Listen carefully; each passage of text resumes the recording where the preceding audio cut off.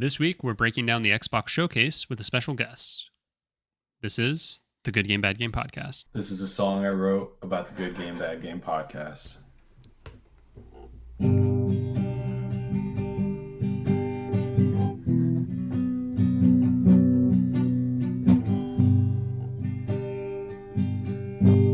Good Game, Bad Game podcast.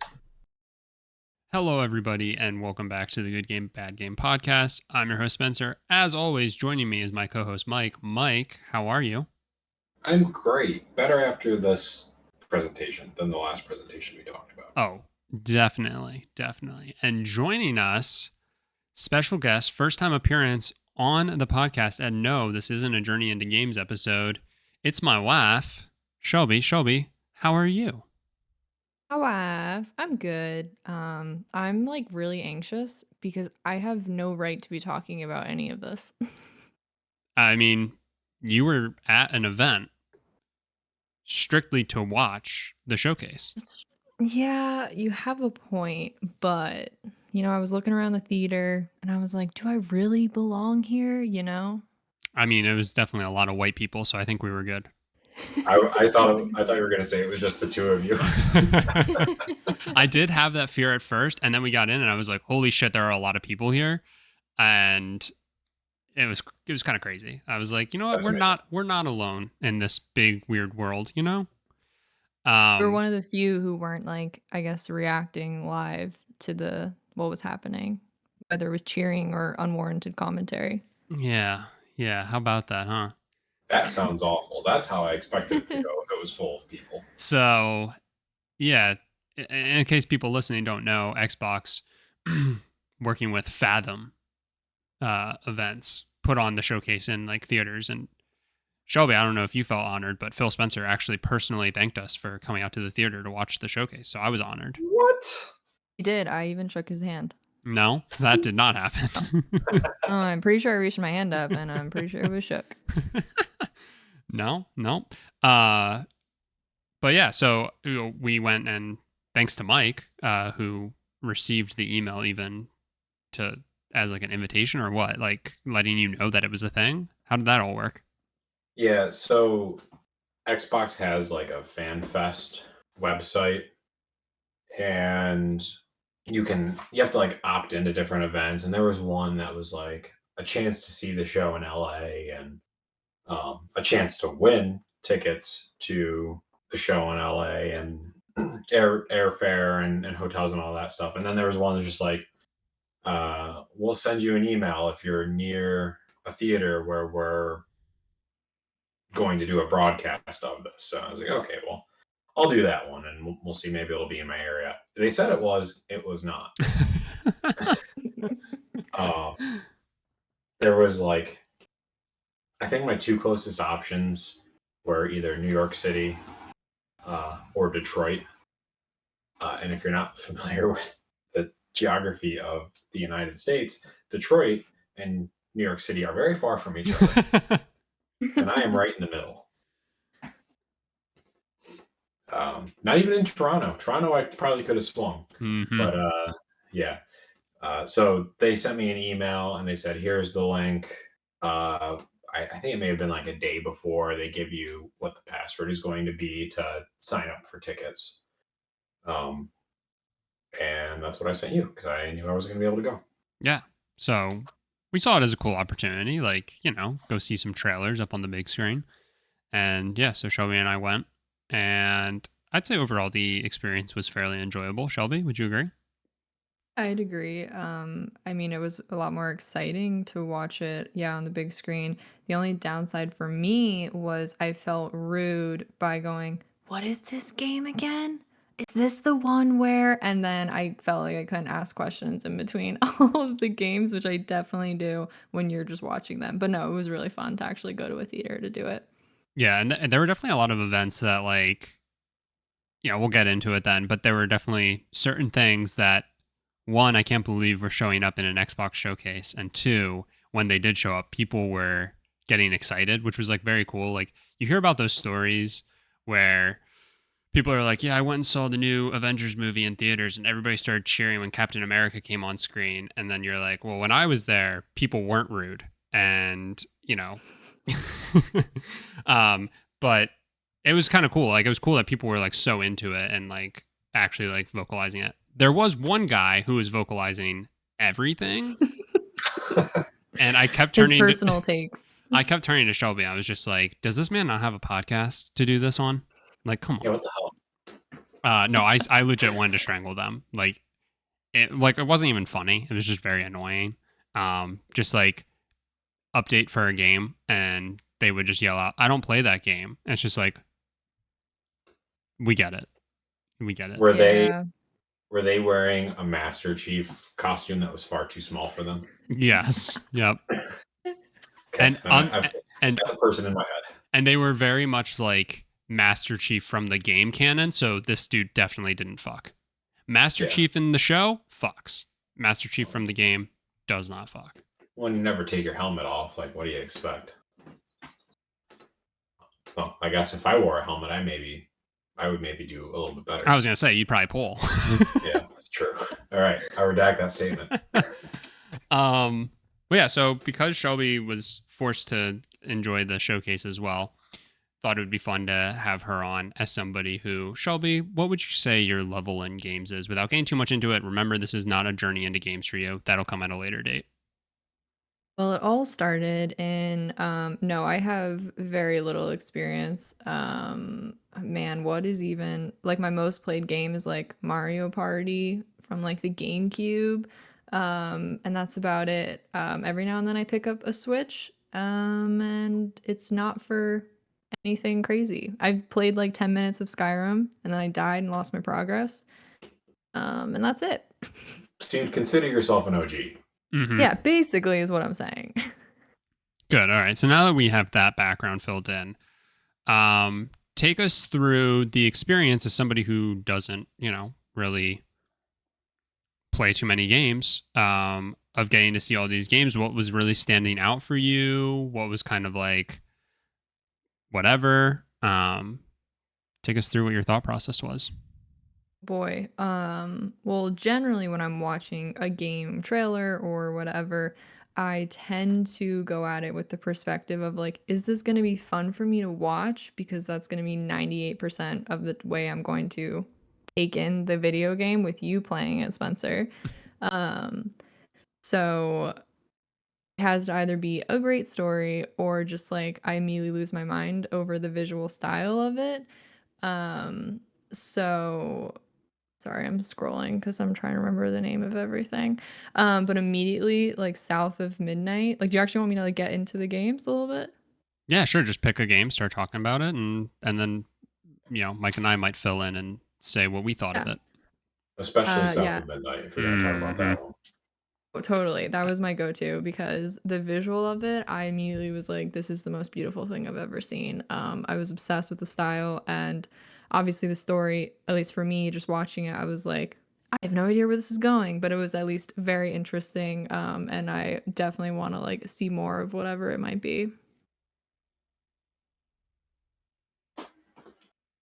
I would say, so a quick spoiler for me. Out of all of the games that wasn't Starfield and was like an actual Xbox Games Studios game, this one was my number one. Like one I'm most excited for. I agree the art style was really cool. The setting was not something you see in a whole lot of games, so I thought that was pretty cool as well. Mm-hmm. So this is one I'm very excited to see more about.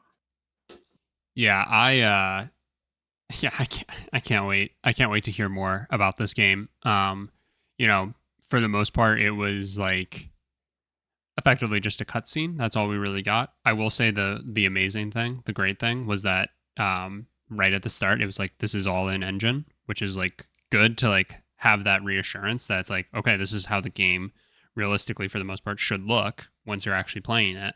And now it's just a matter of getting into like what is the actual gameplay, what's the combat like, what's that stuff like, and I great trailer to like rope you in and get you excited to like hear more. Yeah, I Um, mean, I'm hoping it's Zero Combat, just a movie, actually. okay, okay, all right, interesting take. No, that's a great starting point. That was actually that was like the second game. I think that they showed, if I remember correctly, they kind of had like 3 games at the top. Yeah, probably not fair to start with what clearly was such a big showcase item. Oh, what do you mean? Because I picked literally one of like the main ones they showed, like right off the bat. Yeah, no, that's a good one to start with because we're going through the showcase now. Yeah, I'm just, you gotta like drum up to the big thing. I got you. So you're almost saying like you should have started with whatever your least favorite thing was and then worked your way. Just like a little less exciting, like not something that's gonna be as big of a deal, you know? No, this is a good start because we are all in agreement that South of Midnight looks amazing. Can't wait to see more. Can't wait to make Shelby watch me play it. We're all in agreement here. Absolutely. All right. What's next? Take us through what else did you enjoy? Oh, I mean, I'm guessing you're waiting for me to just say it. The other big one was obviously Fable, because the only, and I mean the only Xbox game I have played is Fable 2, and I was living the best life whilst playing it. So, of course, like 2 seconds before the showcase, I was like, is there gonna be like, I don't even know what Fable we're on, but I was like, is there gonna be like a Fable 5 or something? And just trying to guess because I knew nothing that would be there. And lo and behold, which apparently if I was on the internet in any capacity, I would have known this. Fable shows up first second of the show. And Fable, like as an IP, kind of died for a while. Mm-hmm. They were done making them. Yeah. So the fact that they're bringing that back is a big deal in itself. Not that it was a surprise for this show, but just the fact they're doing it is such a big deal. Yeah. I mean, we knew, right? That this was like in the works and that the series was being revived because like you said, it had kind of been dead. So funny that Shelby, like, of all the games that she finally like picks up and plays, she plays a Fable game, right? And like what perfect timing because now a brand new Fable adventure is going to be out. Um Thought again like that was legitimately the first thing that they showed. That's a great way to kick off. Like I think the only way you could have done a better job of kicking off like an Xbox specific showcase is to like show something along the lines of like Halo, right? Or like one of your biggest IPs. And like Fable I think has such a great following and people who like have such a love for the older games, right? And maybe a bit of a sadness that it kind of died. And so for it to be revived for all those people and for them to kick Did off this see. showcase is great. It was a great start. Sorry, I had to swallow. No, you're okay. I saw some like small public discourse that people are like basically nervous to be excited about this because quote what the specific comment section I was reading, they were like, yeah, after like Fable 3 it was all just kind of a letdown, or like even maybe Fable 3 was a letdown. Like basically you got 2 games that everyone loves and then it's super mixed opinions, which I have no idea. Um so people are like, I just hope this isn't more over-promising for under-delivering. And yeah, I don't know. Apparently, Fable has a rocky following at points.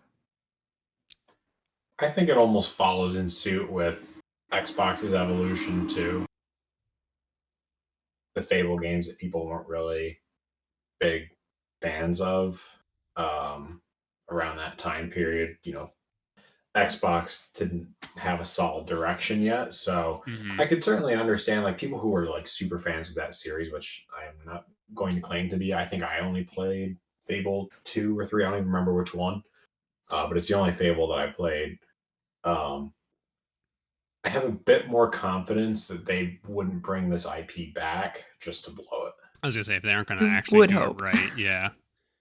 No, definitely has that feeling. And I think like it's one of those things where I'd be more willing, if anything, to give them the benefit of the doubt because of what they've been doing now with their like recent track record of just how Xbox has done a good job of positioning themselves. Yeah, I think it's one of those things where it's like they know they can't afford to mess it up, and I don't think they will. we didn't get like a release date or anything like that for this, so I would imagine it may not still be close, and they're really going to do everything in their power to perfect this. Yeah, I I think mean, we're that'd be pretty great. far off. All right, Shelby, do you want to go with whatever the last thing was before they kicked off the actual show? If I'm reading in the correct order, was it Cyberpunk No. 2077? God damn it, Shelby. What You was it? have the memory of a potato. Oh, was it Avowed? I honestly have no No. idea. I was sitting here going, this doesn't look right in any capacity. It's Star Wars. What was the third thing they showed? Yeah. Whoa. This list is out of order. Yeah, sorry, it is. No, you're okay. Sorry, I realized you want me to talk. Outlaws looked sick. I was obsessed with the energy. The character looks super fun. Literally, they have a fuzzy axolotl. Do I need to say more? Probably not.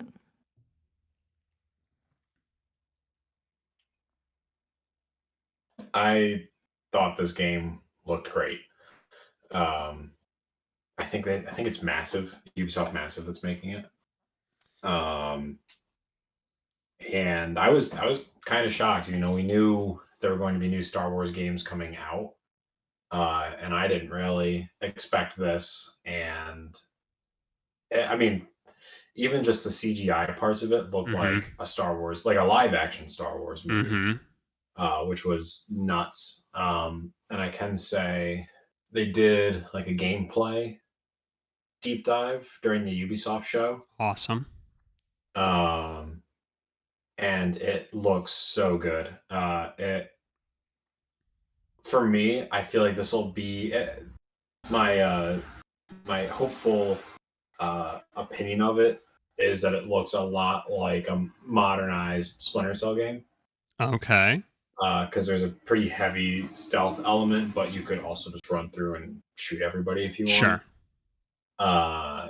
So if you get a chance, check out the deep dive that they did during Ubisoft Connect. But I am probably more excited for this game than I have been any Star Wars game.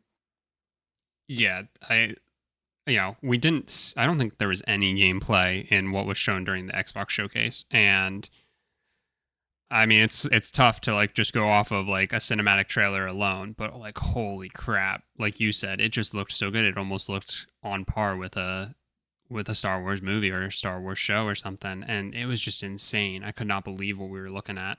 And yeah, Shelby called out the fuzzy axolotl, and I just like I cannot wait. I can't wait to see more about it. I have not watched the Ubisoft Direct yet, so we So can go ahead. the axolotl character, it's a game mechanic. I figured, yeah. There for fun. Yeah, it's an actual like there's utility behind it.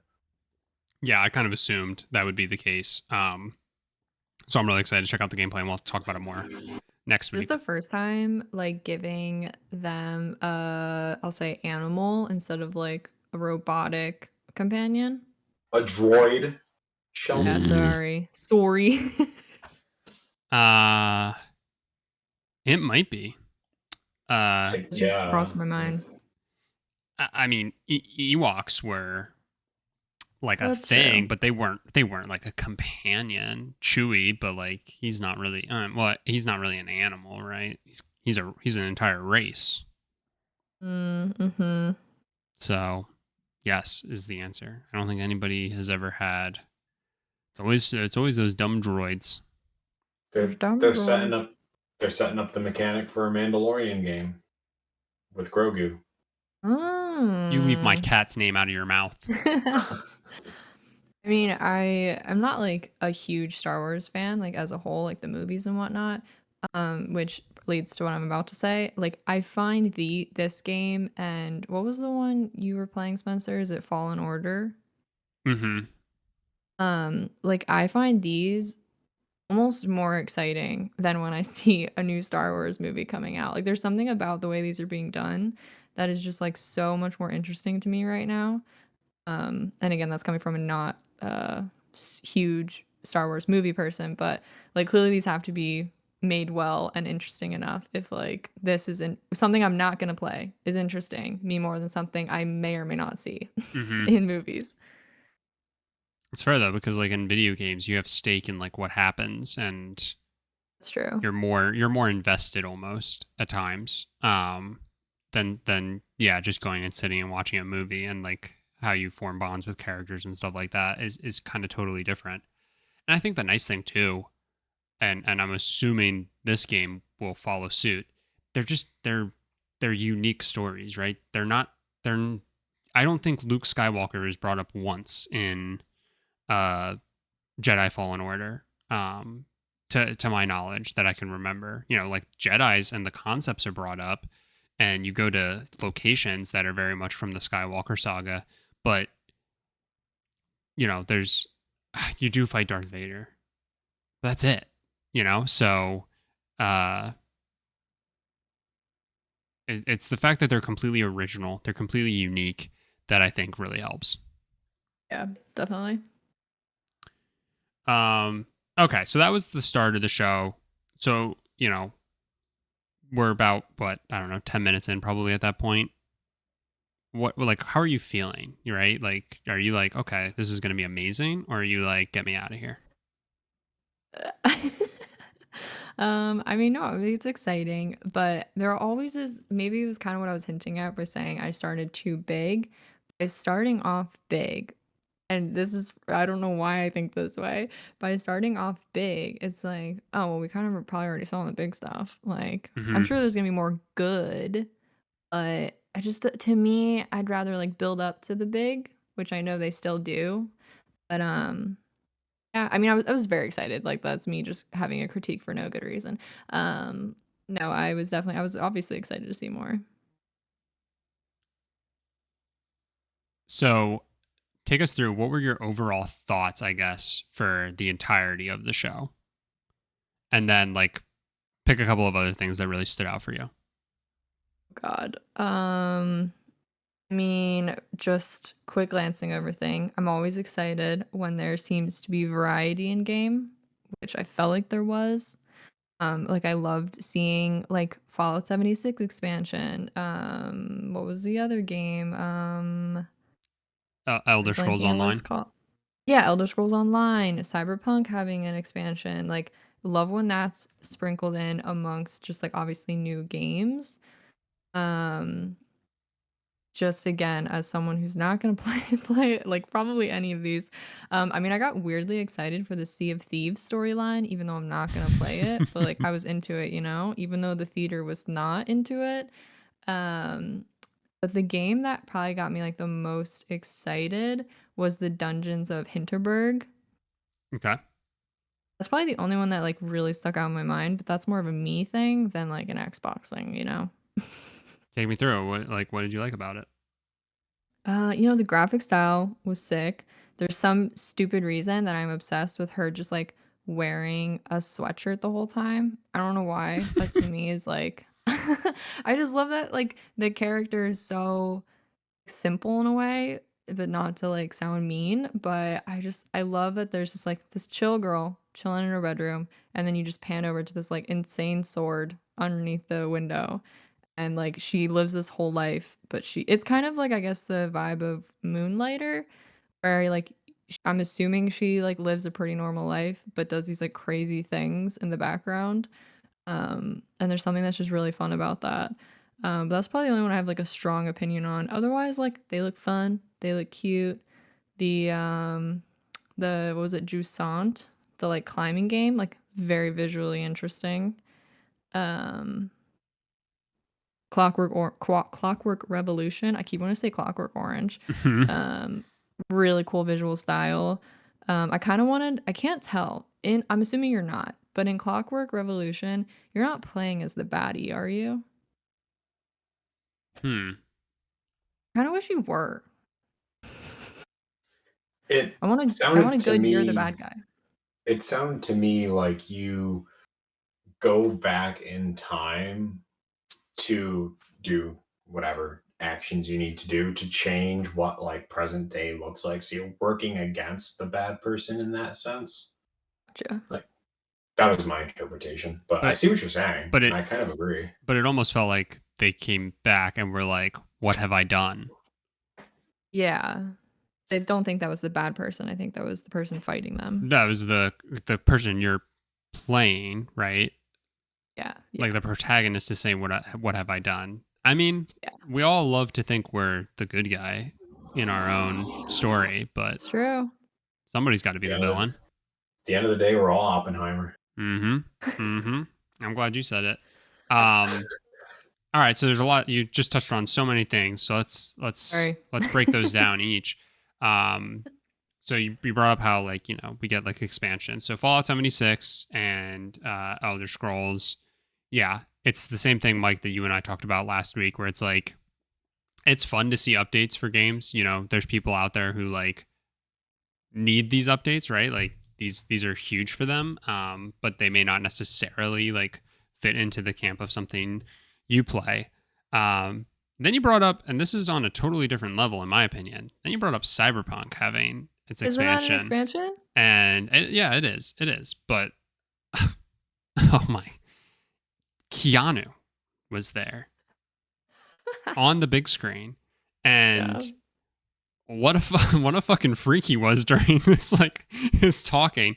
And oh man, I just love him so fucking much, and he seemed so genuinely excited to share the amazing Cyberpunk expansion. Movements. I know. Like I said, he was really a freak.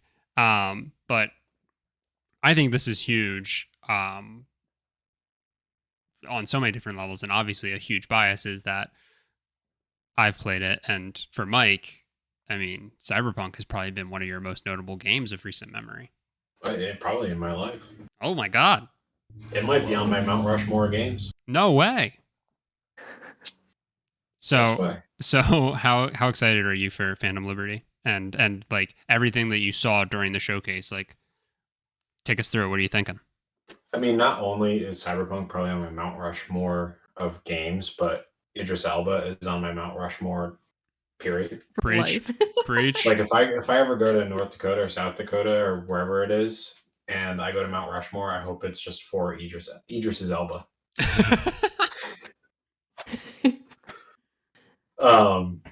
So that being said, this is probably going to be a launch day playthrough for me. Mm-hmm. I've been finding it funny. This was a leak right before,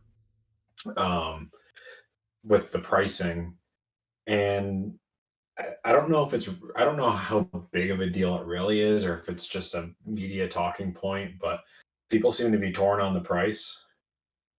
In the US, it's going to be $30. Mm-hmm. It sounds to me like it could pretty much be a standalone game. Mm-hmm. So I think that's pretty reasonable. And considering that I don't know of many people who actually paid full price for Cyberpunk. I mean, shit, I think I paid like $10. Yeah, I think within a year that it came out. Yep. I want to say you and I both picked it up for like $10. Yeah. So paying $30 for something that you have to assume is going to be finished and probably look better than. I'm assuming there's probably going to be like a base game update on top of this to kind of get it ready, if there hasn't been already. Yeah. So I saw. I'm fucking up because I can't remember who exactly said it. I can't remember if it was Timur or Jason Schreier or Jeff Grubb. It was one of those three, I'm fairly certain, because I saw a lot of their commentary about stuff that was happening this past weekend. One of them said that it's like a complete overhaul of the game. Like, so much about the game is changing that, to your point, it's almost going to be a brand new game. And so, yeah, the $30 I think is going to be more than worth it. And I'm also working off of like, and again, this kind of burned us with how Cyberpunk ended up launching, and it's turbulent past. But I'm thinking about it from The Witcher 3 standpoint, and the 2 DLCs that they had for that game were freaking massive. And I want to say that the DLC pack, like the season pass or whatever, was like $25 or something like that. and it gave you both. So it was 2 expansions. The one was like a little bit smaller and like a faster playthrough, and I think like standalone was worth like 10, and then the other was worth 20 or something like that. I don't remember how the math worked out exactly, but it was massive. So I have, well, once again, putting a lot of faith in CD Projekt Red. But similar to how we were talking about Fable, I don't think they can mess this up. They can't afford to, and I think it's going to be more than worth the $30, and I think it's going to be. I don't think you're going to be able to just play through it on the day of. Like, I think you're going to find it very hard to get through everything that they put in. That's also Says my you. hope. Yeah, says me. I have one complaint, and there's absolutely no way around this because it's just something that needs to happen if video games have sequels or extra content or whatever. But like the leading into of the DLC does not line up with how I played Cyberpunk. Oof. Yeah, I think I'm assuming the DLC picks up at a certain point before the end game is my assumption. That's kind of where I landed. So maybe there's something hidden in there, but Like, it almost kind of feels like it was insinuated that it's afterwards. But I could just be analyzing it completely wrong. Yeah, no, I do get that. I honestly hope that what they do is like when you go to start the DLC like line, that they like give you like some cinematics to set you up where you're at in the story. Like, oh, you've done this so far, but you haven't done this quite yet. Like trying to like Instead of just like dropping it on the map, like you buy the DLC and it's just like go to this location and it starts the story. Yeah, that's kind of my hope, is that they like try to do a little legwork to like set you up better. But that much I don't know, right? Like they could very easily just say there's the map location marker, go there, and it's just like nothing's different, right? Like I don't know. So we'll see.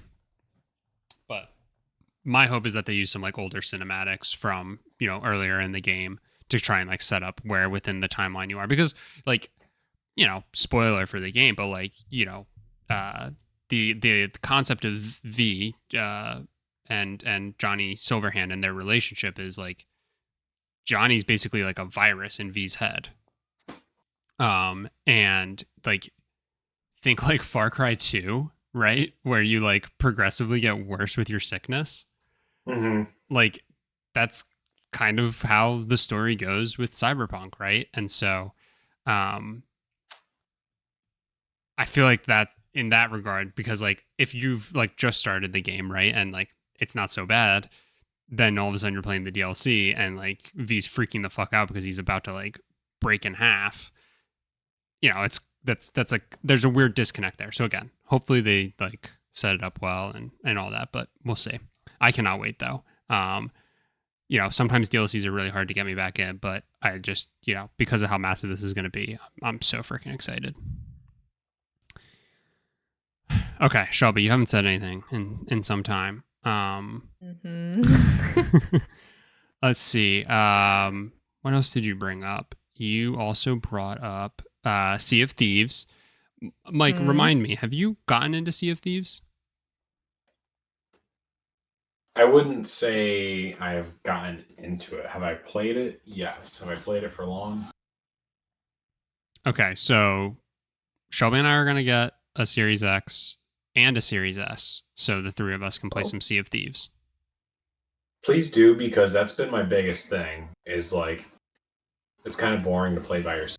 I definitely get that feeling. Really get that. Yeah. So if you do that, sounds great. You need to go like, I'm going to say old school, where you're like hopping on Picto Chat and you're like, we're going to play Sea of Thieves. That was from way down in the cellar, but yeah, I'll take it. Why would we hop on Picto Chat? Because why not? That's like, no, I'm just saying that's the vibe of like, I need all my friends to get on their DS and we're all gonna play some Sea of Thieves together. Mike, we need you to get on your Xbox so we can play some Sea of Thieves. We should have recorded this podcast on PictoChat. Could you fucking imagine? It would literally be our longest episode because it'd take me 5 fucking years to type hello and welcome back to the Good Game Bad Game podcast. Well, you can write it in by hand. Shelby, you brought up Dungeons of Hinterberg. Oh yeah. I'm with you. You know, instantly, right? The aesthetic of this game really draws you in with the like cell shaded style that it has. And then, you know, the combat looked very enjoyable, and the overall like environment of the game seemed really cool. Curious, Mike, do you think this is a game you're going to pick up? That's on Game Pass, so probably. All right, I guess, yeah. Like, I was kind of in the same boat where the art style kind of, and then it reminded me of a game I've played, but I can't quite remember what it was. But it was kind of the same concept, snowboarding on a sword, and then pillaging as you go. I forgot about the literal like snowboarding on the sword. It's an interesting mechanic, I guess. It's not entirely original, but yeah, I'll probably play it. It'll be one of those games where I'll like, it'll be out, and you'll ask me what I played this week, and I'll say, "Oh, Dungeons of Hinterberg," and then you're gonna ask me about it, and I'll tell you about it, and you'll say, "Oh, I can't wait to hear more about it," and then we'll never talk about it again. That tracks. That tracks. I think that's where this falls. That's a whole entire gaming category for me. So yeah. File that under most games. Yeah, what was Yeah, that's fair. That's fair. I feel like that's what happens because you have this vast library of games at your disposal with Game Pass. And so I feel like I, to just a freak level, am so on top of like knowing when certain things hit, like Game Pass, PlayStation Plus, stuff like that, for like free, that like so often I feel like I'll catch you and be like, did you try this yet? Because it's out on Game Pass. And that's when you're like, no, I'll do it for next week. You do it. And then, like you said, it kind of gets filed away forever. Gets put into the same room as The Medium. Mm-hmm. I don't know if you remember that game, but... Mm-hmm. Oh, I remember. But hey, you beat Escape Academy, so who knows? Anything's possible. I can maybe beat one game a year. Shelby, you also brought up Jusant, that the climbing game. What about that game really called out to you? I mean, not to just keep saying the same thing, but definitely more than anything, the art style. Although as we were watching the like preview for it, I really was sitting there going, are we really just climbing? Like that's the whole game is climbing? Mm-hmm. That's kind of my whole feeling. Yeah, it feels like a climbing exploration game. I mean, what do you do in Journey, Mike? Right? There's no like combat or anything in Journey, right? It's just strictly exploration and like slight just puzzles. Sliding down sand dunes. Yeah. Plenty of games like that. Uncharted. Well, Tomb Raider. No. No, hang on a second. Well, it's like 70% of the game is climbing. Yeah, and puzzles, you're right. I thought this looked great. I also thought it was really funny because when Don't Nod showed up, I was like, I could have sworn they already had something else. And you and I technically didn't talk about it, but they have that Banishers, Ghosts of New Eden action RPG that was, you know, shown during the like main Summer Game Fest showcase. And you know, and oftentimes when Don't Nod comes up, I think of Vampire because I played, you know, all of 2 hours of that game, and they made that game. And just so funny to see this is so like that Banishers or whatever game reminds me of Vampire, like in style and like look, stuff like that, right? Like I don't know so much about the gameplay because again, I didn't really play much of Vampire, but this game, Jusant, looked just vastly different. And again, like it's one of those things where there's kind of an art to art style and how it can really draw you in over just hyper realistic meathead shooting a gun, you know? I thought this game looked extremely interesting. Yeah, so Don't Nod is interesting and kind of exactly to your point. I've never played Vampire, however it's called. Um, Remember Me, I think was like a shooting game that they came out with, and then like this new one that they showed, I really didn't have a whole lot of interest in at all. Mm-hmm. But they did come out with Life is Strange and Tell Me Why, Those are which is Don't kind Nod. of yeah. Interesting. So it's kind of the other side of that coin, and that Yeah. game falls for me. So when this game comes out, I will probably play the shit out of it. Yeah, I thought it I looked was really really neat. excited for this one. Just like I know it's, as far as we know, just like climbing, but it's like Escape Academy where it's like it's just kind of, not that it's mindless, but it's not. You don't really have to pay attention to a ton of story. Um, you have a very set objective, and it's all very linear. And I've said it multiple times; those are kind of the games I enjoy right now. So Mm-hmm.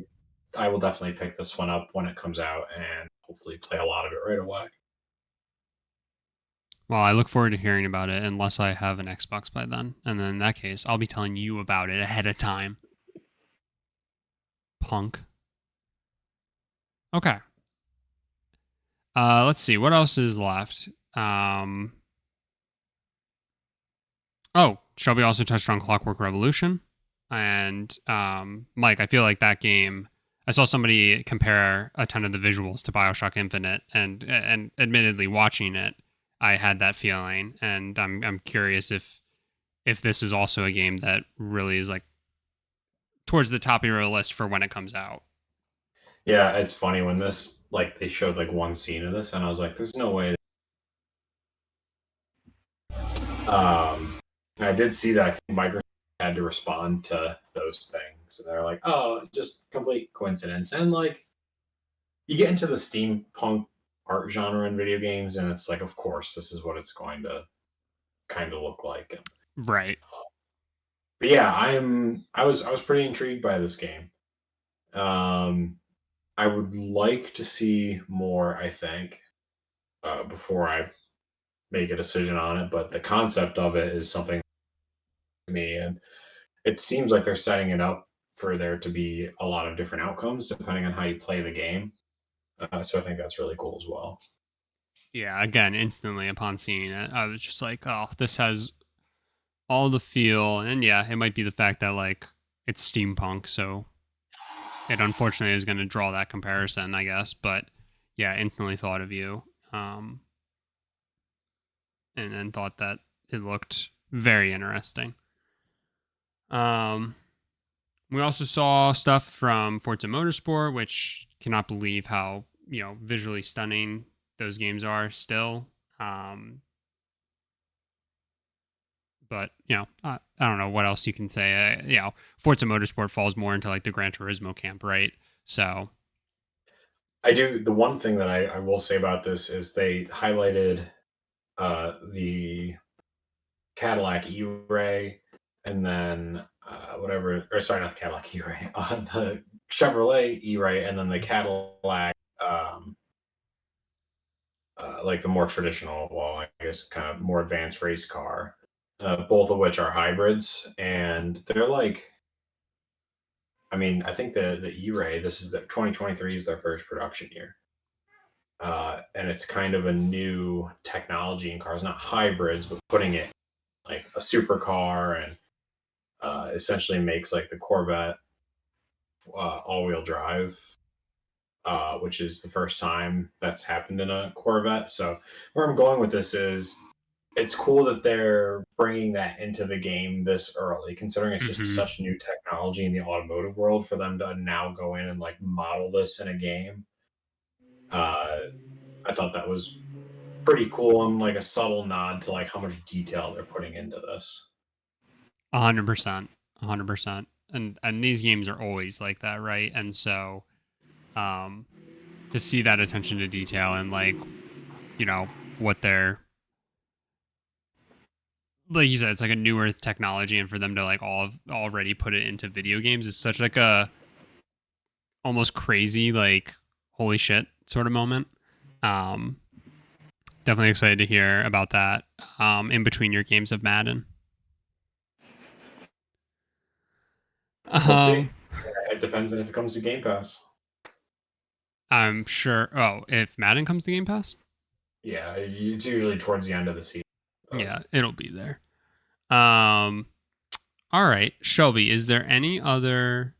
We've touched on a lot already. Is there anything else specifically that you want to call out outside of Starfield? Because we'll give that the attention it deserves for sure. Is there anything else that you wanted to call out real quick before Mike and I just go ham at the rest of it?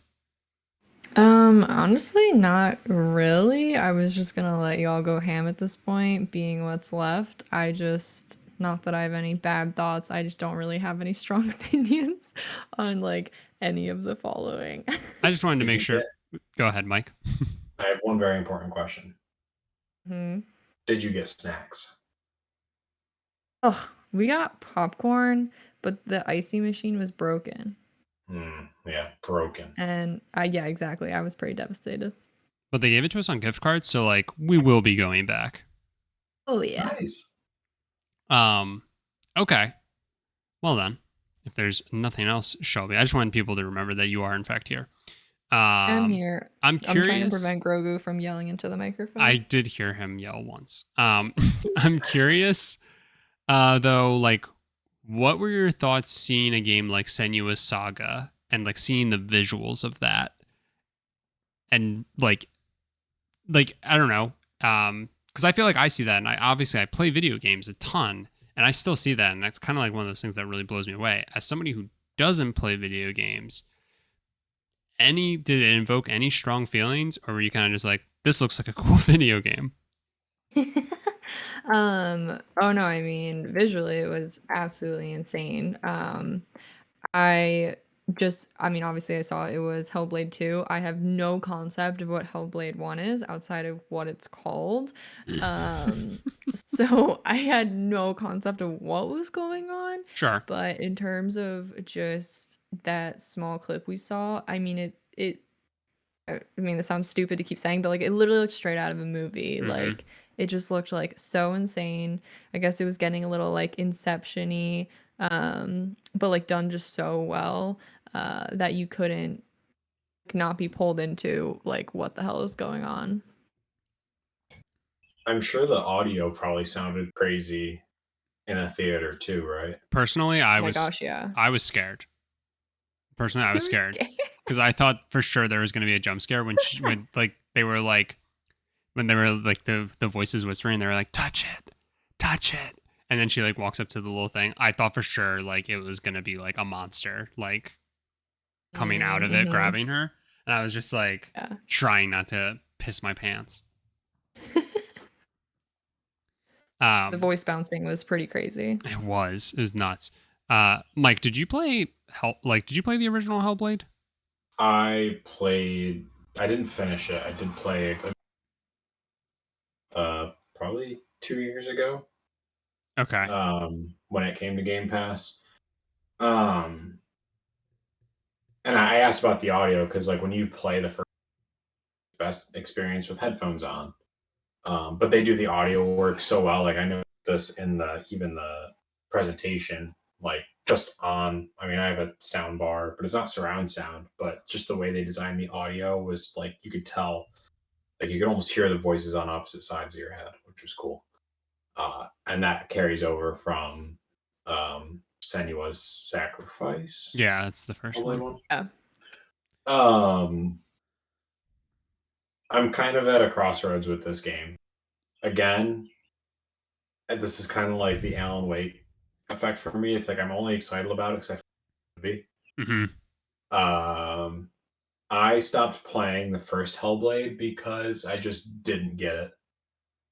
Uh, I I thought the gameplay was basically a walking simulator.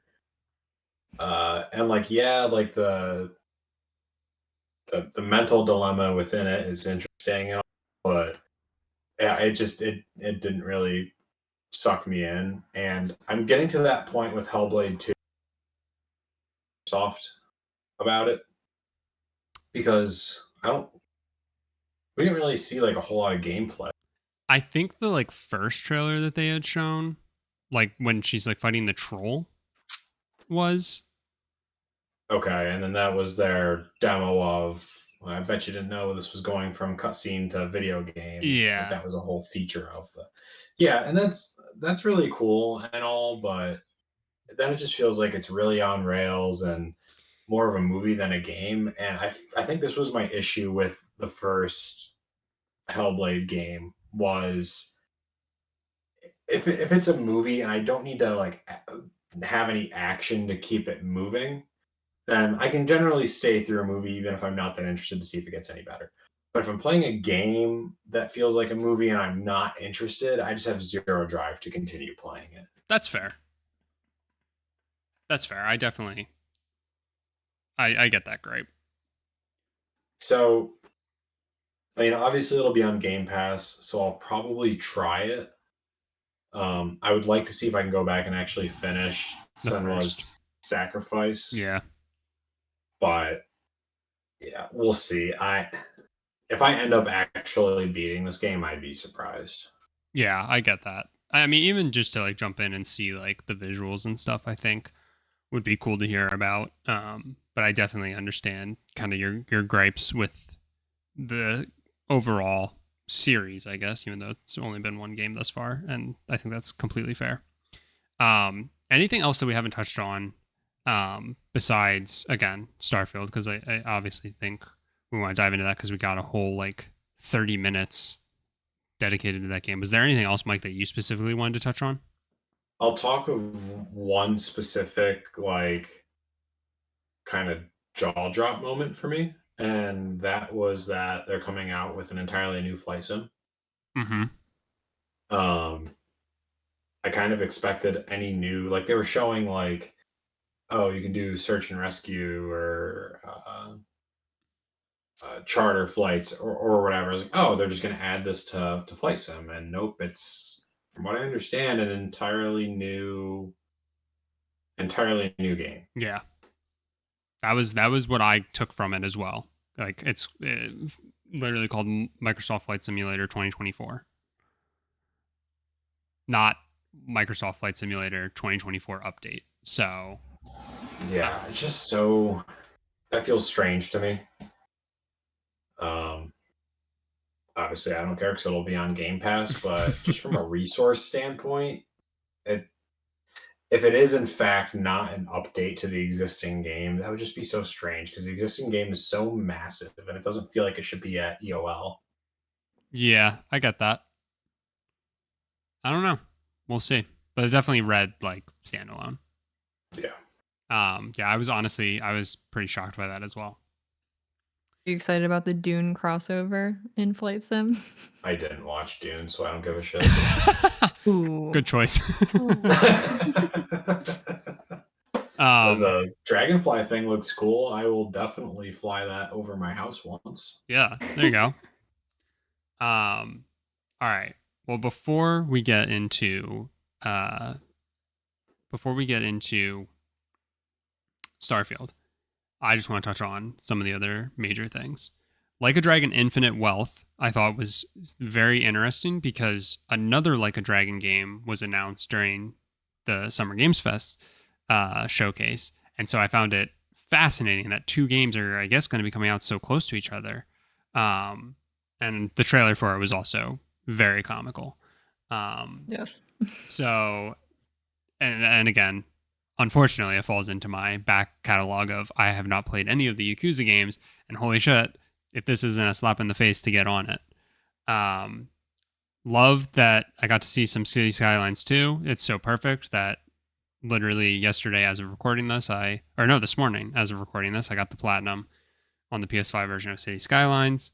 Really looking forward to that game, though I probably won't get it until like after it's been out for a while.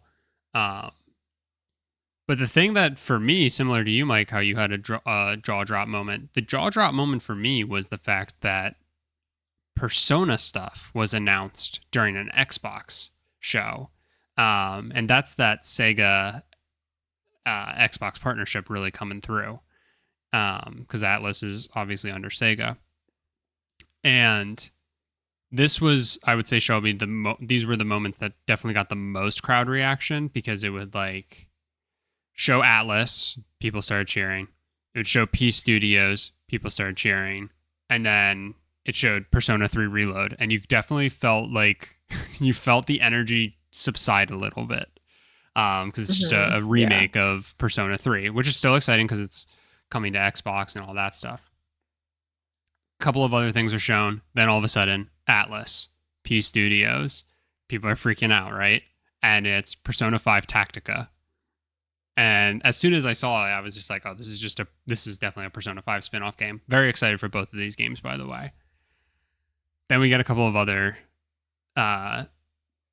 reveals and stuff like that. And then I think this was probably the moment that people really freaked out, because I think at this part it was like, okay, this has to be something. If not, like, this is the biggest like FU of all time. And we got to see what I'm assuming is basically Persona 6. Like, I think they're moving away from the Persona series technically and starting up this new one. But to me, this seemed like, especially because it specifically calls out that it's from the creators of Persona 3, 4, and 5, without it being 6 and being an entirely new game. And I am just so jazzed for this game, because Persona 5, you want to talk about a Mount Rushmore, for a game that I really knew so little about outside of people just saying it was good, to actually pick it up and enjoy it as much as I did. It really left a mark for me. And so I'm so freaking excited for this game. And it was very satisfying to kind of hear.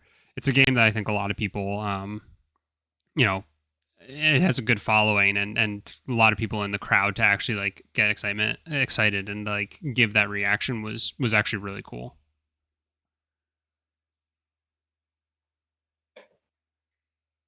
I probably had the reaction of seeing P Studios and all that stuff, being like, for fuck's sake, let's knock it off. Like you saw it the third time and you were like, we get it. You make video games. New Persona, blah, blah, blah, blah, blah. Yes. Fuck you. Okay. You can't just be excited for your friend. No. So hear me out. Okay. And then I saw that it was, it is a new IP, right? Yeah, this is like a new series. The Metaphor, Metaphor Re-Fantasio. So when they... Yep. Go on. Nope. I was just going to try and pronounce it again, so. Don't. When they made it seem like it was a new IP, I was like, okay, fine. Sounds cool. It looked great. Mm-hmm. And I know, like, you're going to say, oh, that's exactly what the other Persona games look like. You should play them. No, that was a pleasant surprise that it wasn't just another Persona remake, because that's what I thought it was going to be. No, completely fair. I'm very excited for that. Potentially a day one buy for me, which doesn't happen often. In a similar vein to that, it was funny, and I think I was the only person who had this reaction, but they're going through the trailers and stuff like that, and Bethesda shows up, and I see it, and I'm like, this is going to be Elder Scrolls Online. And it was Fallout 76. I was like, okay.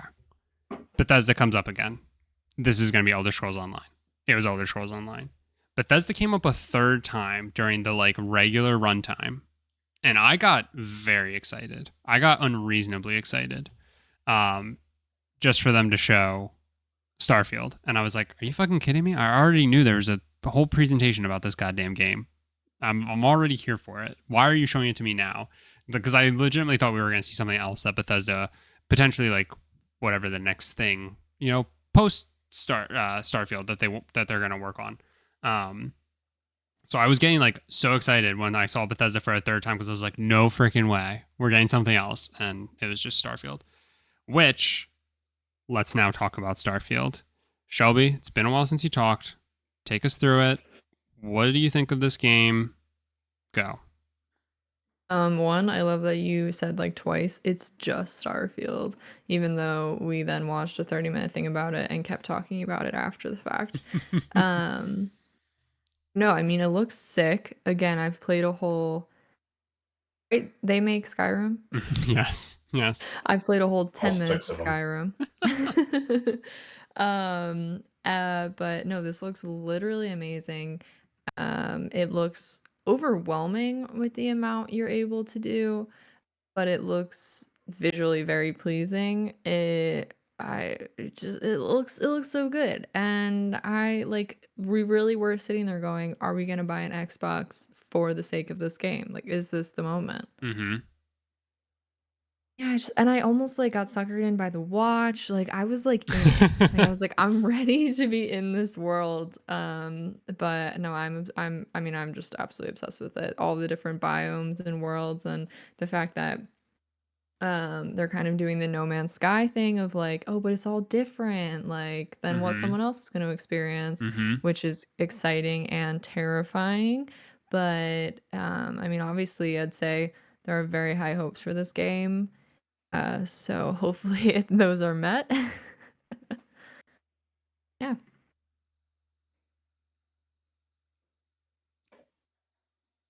I'm pretty stoked for this game. And I was not coming into this presentation. I think I've been pretty indifferent. Like obviously I know it's supposed to be this big deal, but then you get the Redfall shenanigans, and I understand that Bethesda has different teams. And I'm pretty sure I called out in our talk about Redfall that I thought it was a little blown out of proportion, that they thought it was going to be reflective of what Starfield might be. Mm-hmm. Everything they showed looked so good, like really unmatched to anything we've seen from video games in general in terms of the actual gameplay, the fact that you can play it in third person or first person, which I love because I'll probably play it in third person, which feels like a dying art in terms of like adventure games. Oh, yeah. And just the crafting, and it feels like it's going to be finished, and that it being delayed was really good for it. Yeah, that's my hope too, right? Was that like they again, we've said about a couple of other things at this point, but like there's an understanding of like needing to deliver on something like this, and yeah, it really does feel like they've polished so much of this game, and that I don't think they would have been showing as much as they did. Granted, we need the game to release, and from there we'll know. But yeah, just absolutely blown away. It sounds like, and I almost was gonna equate it to this, but it's so funny that you finally, like, you're saying that you're like finally in on this game and like actually excited for it. And I would say for me personally, this was like a make or break moment, right? Like I was like, whatever they show is gonna pretty much be the deciding factor on like how quickly I need to pick up an Xbox, because I am like, if what they show is so good, like I'm gonna want to play this game like damn near immediately, and that's exactly what happened. Like literally hit it out of the park, and like I like the only thing is now I'm like, do I need to get the controller and the watch as well? And Like maybe. yeah, it's just Well, it's like $300, isn't it? Oh my god. the watch. I think the edition that comes with the watch is like $300. Oh, that's not bad. I'll say that. How much is a watch? A watch. How much is a watch? How much is like an Apple Watch? A cheap watch? No, an I don't know, Apple you Watch. can't is it an actual like watch manufacturer, or is it just like a cheap promotional thing? I don't know. They You said get it'll your connect to your You can phone. you can Oh, get a really? watch. Yeah, they said you can get like messages and stuff from your phone, Oh, no shit. Okay, yeah, $300, great. right? Guess that's not bad. Yeah, I guess like a new Apple Watch is like Oh, Shelby, you're 350 still to here. 400. Ooh. But yeah, if it a Apple Watch is like $300. So, Yeah. and I got a free game, is what you're telling me? Well, I don't know if it comes with the game. I think you just get all of like Oh, you get this nice box, you get the watch, you I get the thought controller. I Oh thought my you said the God. bundle. I thought it was a bundle with the game. Oh, Okay, I'm fair messing play. with you. I'm assuming it does come with the game. Okay. Can you stop messing with me? No, but the point I was trying to get to before I started talking about myself is that you saying that you're finally interested in this game and that this did it for you is very reminiscent of Cyberpunk 2077. You know, you just talked about it now, right? Like these more linear games that kind of like get you through the game, right? Are much more your speed right now, and it totally makes sense. Yet you did still play Cyberpunk. You literally said it's on your Mount Rushmore, and that is an absolutely massive game. And it's a game that leading up to it is a massive open world RPG, very much not Mike's style. And going up to it, you're like, I just don't know if I get the hype. And then you watched like one thing, and you finally were just like, I'm gonna let myself give into the hype. Then it had a terrible launch. That's on me for getting you so hyped up for it. But no, but then it gets fixed. You're still in on it. You're still like, I still want to play this game. You finally play it, and look how that went. And there's a lot about this game because of how massive it is and how much it's promising, which is definitely scary. That feels very reminiscent of Cyberpunk. And the dialogue trees and all this stuff and the character creation. It just like completely jazzed for it, and I cannot wait, and I'm so happy to hear that you're like in on it. I think my biggest growth moment that Cyberpunk led me into. So I just like Shelby said, it's just so overwhelming. There's just so much, 100%, I get that. and like I hate crafting. I hate games where like you have to craft to like be any degree of successful. We played hours upon hours of Minecraft. Okay, that's different. And that's what I want everything to live up to. But that being said, I haven't played Minecraft in many years. Mhm. Like actually played it. Obviously, I go in there and pretend it's Legos every now and then. Mm-hmm. Build my old house and then blow it up. Oh, yeah. But like I could not go in today and play like the new Minecraft survival mode. Mm-hmm. Because there's just so much. But I think I learned with Cyberpunk in that like just because you can craft doesn't necessarily mean you have to. You can do enough to get by. Mm-hmm. And obviously just crafting certain things would enhance your experience. I hope that's how Starfield is. That's what will keep me in it. But if they're like, oh, you need to craft to like if you need to craft all sorts of bullets and like the ship crafting is pretty cool. Yeah. That's more of like a personalization thing. Obviously there's I think going to be some upgrades that they talked about. But I think I can get through it. Just understand I don't have to collect everything. Mm-hmm. I don't have to craft everything. I can just play the game and enjoy it. But I'm really into the space theme. It feels a little more cleaned up than a lot of Bethesda games. Mm-hmm.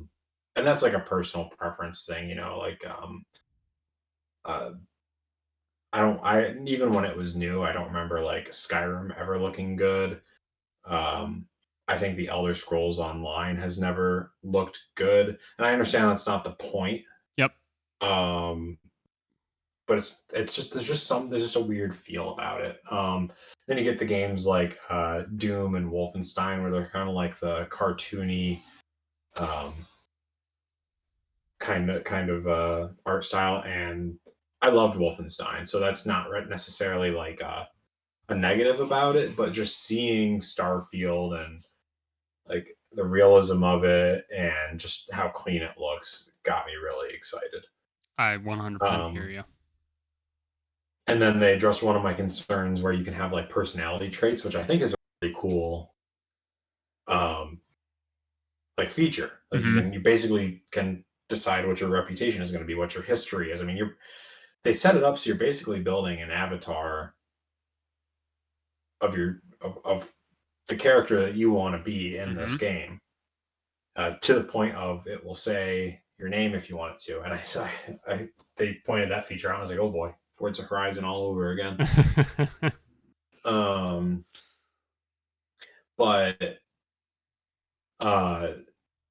they showed the one thing where you can have like a super fan as one of the personalities, and they're like, if that doesn't work for you, then there's you can always change it. And I thought they were gonna say like you could just go into a menu,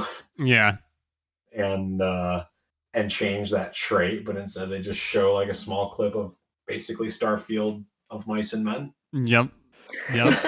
That's that was literally it. Yeah. So I just thought that was really cool. Yeah, the attention to detail, like to the customizability, that's something that also was kind of reminiscent of Cyberpunk for me, that, you know, I'll say I'm mildly worried about, because I don't know about you, but I feel like in Cyberpunk my like history never really came up, right? Like there was like once or twice where you felt like it felt like you could like say like a certain line because you were a street rat or whatever. And it very much felt like there would have just been like a corpo response in that exact moment, and whatever the third one is, I can't remember, right? Like it didn't actually feel like that immersive. My hope is that's so interesting. Oh, okay. Maybe I had the complete opposite. I did Really? corpo for mine, Uh-huh. and it felt to me like it was actually an important background point. Interesting. I mean, with how you talk to people, the way you kind of got through certain situations. I mean, to me, in the game that I played, it was incredibly relevant.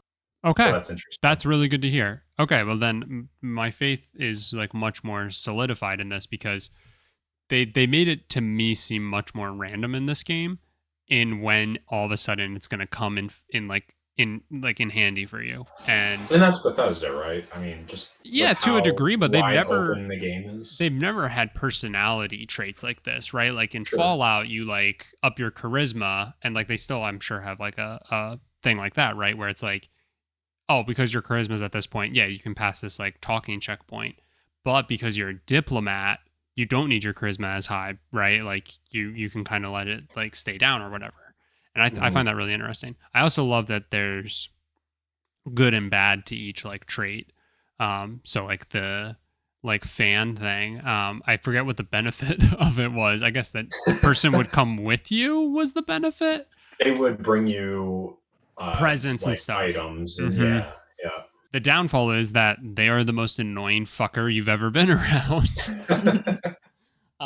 But like it's just so like wonderfully done, and like just incredible. And so yeah, I also hear what you're saying about the crafting and stuff like that. I will say that my gut instinct is that you're not going to have to worry about crafting ammo, maybe explosive stuff, but like I feel like it's like to the point where it would be like a quick in the menu type thing. Like you pick up things as you go. You literally just hold X and you make 30 of them, right? And it's like The Last of Us, how you have to like sometimes create things, right? I don't think it would be onto the ammo level, but I could obviously be wrong. I'm just thinking of like Fallout. Your ammo was all about what you found, basically. And that was just an arbitrary example. No, and I 100% understand that gripe. And like, it's already bad enough, right? If you have to like craft a ton of other things for this and that and otherwise. But in Fallout in general, I'm just thinking because I feel like that's going to be the more comparable of the two franchises. Not that prevalent in the actual gameplay. The thing for me that was daunting was honestly the ship creating, and I definitely feel like it's going to be one of those things where it's like I'm going to make the most boring basic ass ship, and then I'm going to defeat somebody in space dogfighting, and I'm going to take their ship, and that will be my new ship until I find a cooler one, because I will never be able to actually craft my own cool ship. I feel like that's my biggest fear, is that I'm not going to be cool enough to think of a platypus or a waffle or whatever. That's the only thing that's like a little daunting for me, because I'm just such a fucking boring standard when it comes to playing a game. But I love that they give you the option, right? It's just it's truly unreal what they're doing with this game. And, knock on wood that this isn't a Cyberpunk situation. This isn't, a No Man's Sky situation, the two games I think it's easiest to relate this game to. And, I hope I don't live to regret it. I don't think it's going to be. I think it's going to nail it, and I have all my faith is in this game. What an emotional game Bethesda's playing. They're sitting around their table in Maryland, and they're like, "We need a new game idea." And obviously, this wasn't the timeline of things. But what if we took two of the worst game launches of all time and put them together? Mm-hmm. Because that's what it is, right? Sure this, feels like it. This is literally Cyberpunk No Man's Sky had a baby.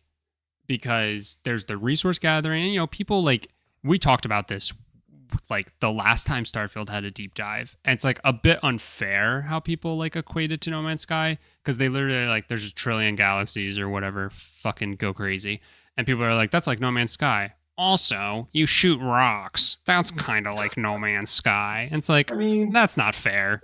That's literally like you said. Any steampunk game is just BioShock. Cool it. In one entry of BioShock. Right, exactly. Yeah, so I don't think it's necessarily fair. I'm not in no way trying to say that they're trying to steal it or anything, but it does have so many similarities in terms of scale, in terms of how big this game is trying to be.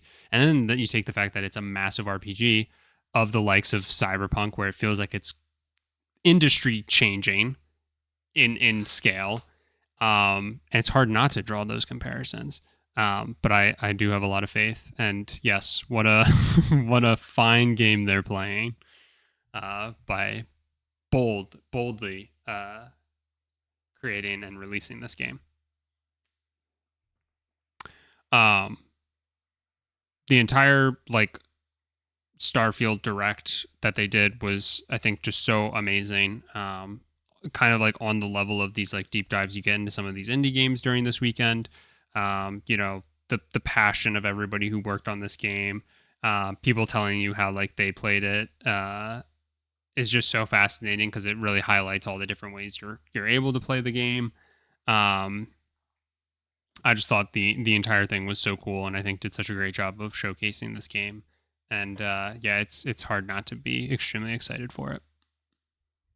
And we got the release date too, right? That was actually in the Xbox event. Yeah, it is releasing the 6th. I think it's the 6th. I think it's September 6th. September 6th. Yeah. And then I think it's 5 days early access, because I'm pretty sure it lines up perfectly that you'd play on the 1st of the month if you buy the extra edition or whatever. And just a heads up, sorry. The bundle for the Xbox, the pre-order is already sold out. That's about par for the course. So you'll be buying it for $900. Yep. I'm looking. You're looking on what? eBay? No. We'll figure it out. Why is it always, always is a very large generalization, the leader of the most kick-ass, whether it's a resistance or adventuring team, why are they always British? Because there's the potential for them to be evil. I see.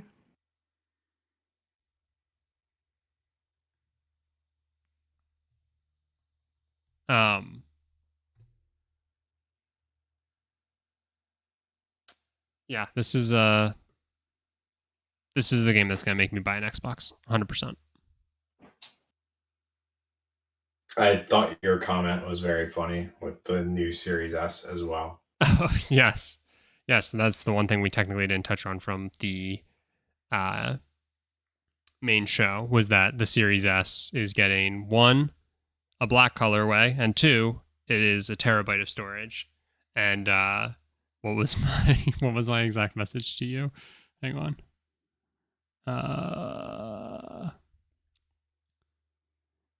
I said they made a 1 terabyte Series S because no fucking way Starfield could fit on the OG. This thing's gonna be 500 gigabytes. But I'm sure that's not the main reason. But yeah, this game's gonna be massive. Certainly would take up a majority of your base Series S. So, but I think I've completely, I still think Series S is the most bang for your buck in terms of like getting into next gen gaming and all that. But I've definitely settled on I gotta just get a Series X. I gotta get the one that's just the most powerful to play these games. And yeah, that'll Shelby. I'm filling you in right now. That's gonna the Series X will be our main way of playing Xbox games, and then we'll have the Series S so that we can play all the multiplayer games. We're also getting a Series S. Correct, but we'll get like the base. We'll get the 500 gig one. Does that work? Yeah, I don't care. Okay, cool. You heard it here first, folks. That's public record. Does not care. In my case, might as well get 2 Series X's. Good point. Why didn't I think about that? But we do need to get another PS5 at some point. Anyway, enough of that. Anything else that either of you would like to say about Starfield or just the Xbox showcase in general?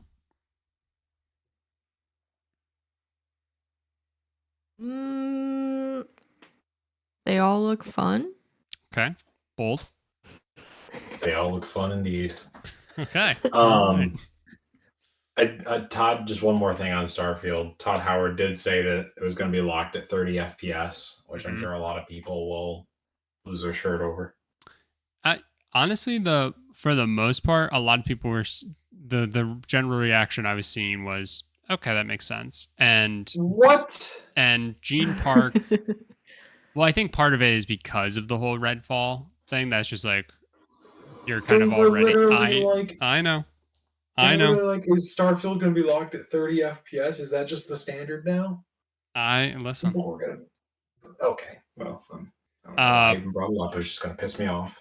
I think it was Gene Park who brought up the fact that it makes complete sense that it would be locked at 30 FPS. And then he pointed to the fact that that person was hoarding sandwiches, which is like a very core mechanic of Bethesda, like Fallout, Skyrim games, is that is the idea that items have what is that called? Like help me out. Like a weight? No, not a weight. That they have don't like, disappear? Yes, like they have exactly. They permanence to them? Yes. Permanence? Thank you, Shelby. Yes, this is why we had you on. This is why.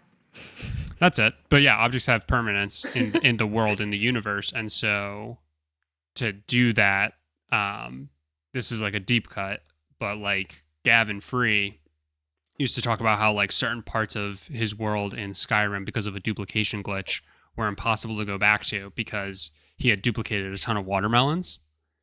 And so like anytime you'd go into that area, all the watermelons would start to like spawn in because of duplication, and it would just break the game. So that was absolutely stupid. Yes, but so Gene Park's general like idea behind it is that object permanence is like forcing their hand to make sure the game continues to run smoothly to lock it at 30 FPS. Well, and I think Todd Howard also said that it could go higher, but it's going to be at least 30 FPS and consistently like be able to hit that, not drop below it. So there is a chance that I'm sure this is more of a thing on PC. I would imagine. Yep. But they said you could potentially get higher as well. I mean, we talked about it with the whole Redfall thing, where it's just like you and I are normally of the camp where it's just like as long as the game runs good, right? Like it shouldn't matter. So, and I think I prefer when things are a higher frame, but I don't also expect like insanely good graphics. I would just rather it be smooth. And I was gonna say, I think the importance of this game, as Grogu yells, is that it runs smoothly. So he agrees. Yes, he's a passionate gamer. He is. All right. Anything else? Nada. Oh, All right. Well then, I think we're all fairly in agreement on this was a amazing showcase from Xbox. Mike, you and I had said that this is probably the best part of the weekend in general. Um, just such an exciting and well done presentation from Xbox. It was awesome to see. Yeah, it was about a D. You think it was about a D? Were you the one person, you motherfucker? No. All right. Well, thank you all so much for listening. Shelby, thank you for being here. Where can people find you? People can find me basically anywhere on the internet at Shelby Lynn Lives, or as some people like to pronounce it, Lives, because Nope. that makes sense. Um, but yeah, thanks for having me. I'm glad I could contribute very little. I'm happy you were able to contribute as little as you did as well. And we look forward to having you back for inevitably at some point your journey into games. Yeah. Thank you all so much I have for to play at listening. least one more game Are you before kidding me? we do that. I'm doing the outro. Oh. Thank you all so much for listening to this episode. Let us know what your thoughts were on the Xbox Showcase. What was your favorite part? What was your least favorite part? Do you think Starfield's going to nail it? And yeah, next week, Mike and I are going to be breaking down the rest of this crazy, crazy weekend and hitting on some of our favorite moments that were outside of the specific Summer Game Fest and Xbox Showcase. So look forward to that. As always, if you can leave us a rating or a review wherever you listen to podcasts, that'd be greatly appreciated. And as always, just be sure to share this with a friend, somebody who cares about gaming, somebody who's just as excited about all of this past weekend's presentations, or I guess as you're listening to this, it was 2 weekends ago or something. But yeah, that would be greatly appreciated. And we'll wrap it up all of Summer Game Fest and the crazy weekend next week.